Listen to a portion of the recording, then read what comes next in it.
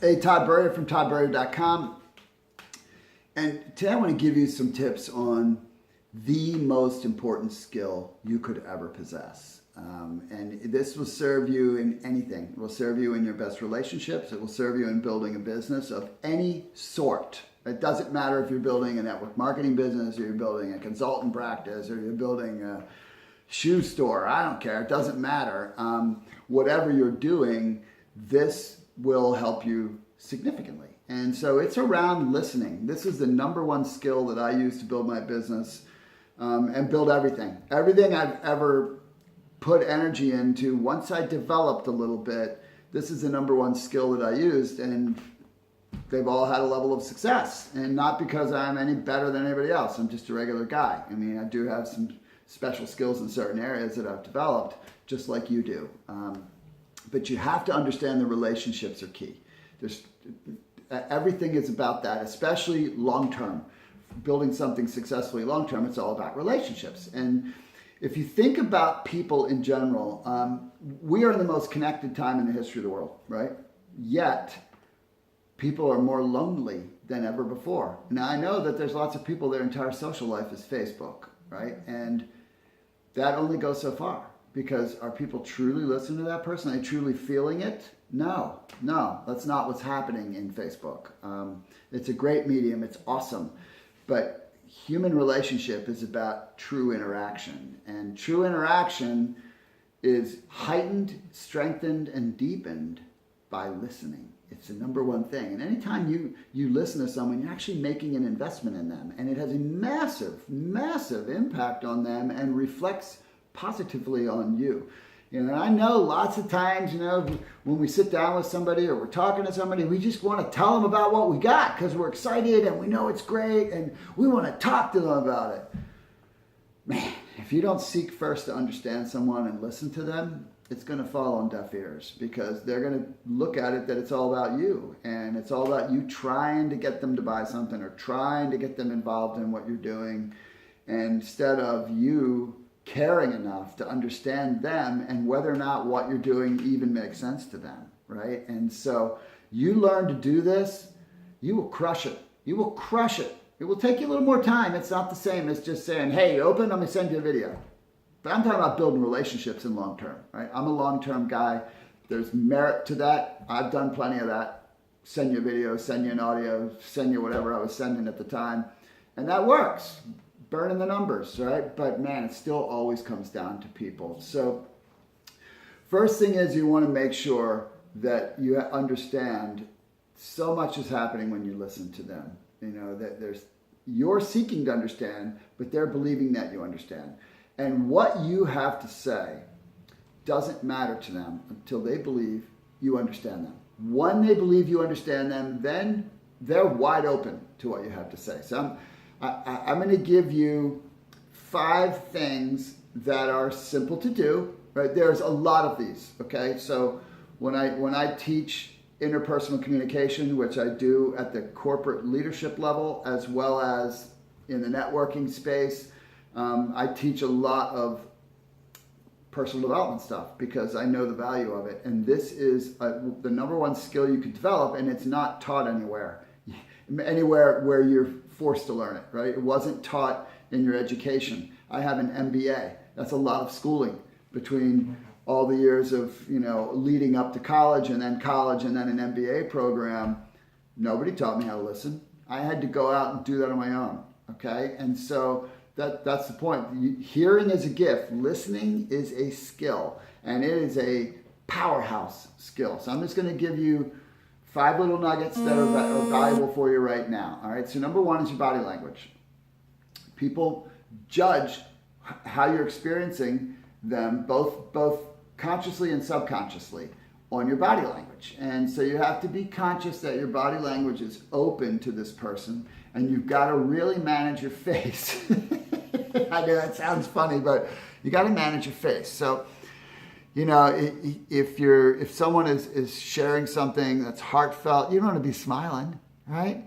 If they're sharing something that's heartfelt, you want to express some empathy in your facial expression, because it shows that you're on their wavelength.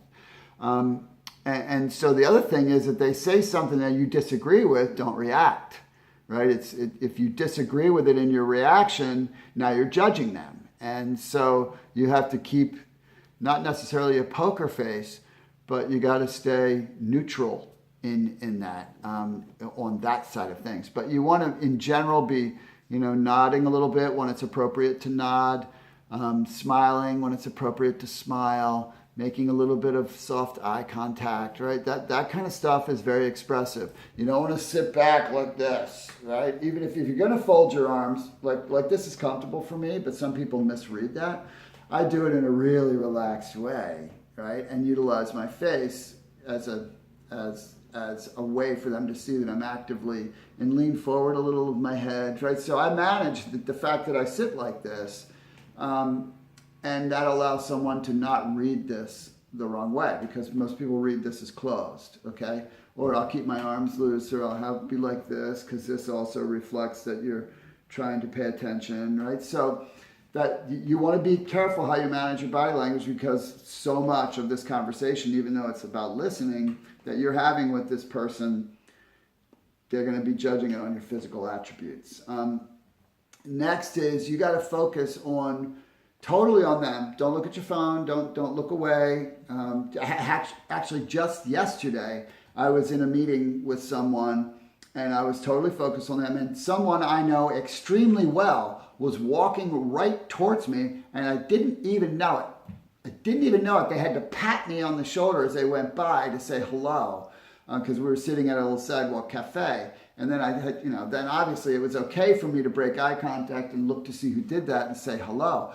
But man, what message did I send to the person I sat with? I sent the message that you're so important, I didn't even notice my friend walking by, right? That's a powerful message to send. So you focus totally on them. Don't look away. Don't look distracted. And focus on the information they're sharing, but the feeling in which they're sharing it. And then the third thing is you're going to have things that pop into your head as they're talking to you. That's normal. Forget about it, right? As soon as it pops in, you got to let it go. First of all, you don't want to interrupt, and you're gonna be like inclined to. Do not. And secondly, if you try to hold on to that thing, you're no longer actually listening. It'll show in your eyes. And the other thing that will happen is you'll hold on to this thing to say, but they've moved past that in the conversation. It's not relevant anymore. And now you've missed the relevant thing to say when they finish what they've said, because you've been holding on to the thing they said at the beginning. And if you say that, they're going to know clearly you didn't listen, right? So you will have broken rapport. Then a fourth thing is what is called an acknowledger or an encourager. Acknowledging is when you would say something like, not That's bad body language. That's like, I'm not trying, I'm just doing this. That's like pensively, I'm taking this in. Yeah, I see that, I feel that. And then encouragers are like, tell me a little bit more about that. Tell me how you felt when this happened. Where you're letting them go with the thread. Really powerful. And then the last one is clarify. And clarifying is hugely important for both parties. I do a whole training on the communication gap that exists between two people, and it's pretty big. And there's a lot of reasons for it. And this is one way to break it. Say things like, let me understand what you're saying. So are you saying, all right? So then what you're doing, you're rephrasing what they said back to them, but from your true interpretation to make sure you actually do understand what they're saying. And many times you'll find out you didn't actually get it, right? Which is a great thing to know because you're trying to understand them. Another thing to say is, well, what do you mean by that, right? Because what someone says something, what you think that means and what they mean often is different. And when you say, what do you mean by that?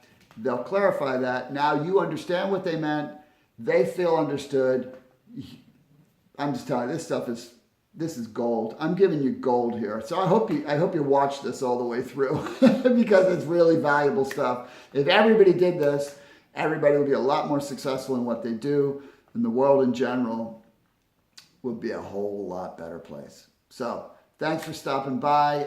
If you're new to me and you haven't gotten your 27 scripts that really, really help They're really phrases that just really help you talk to people in the right way and build your business. Make sure you go to toddberry.com and put your email in and get that. You will get a couple blogs a week from me and an occasional announcement email, but I don't bomb you with emails. I'm not about that. All right.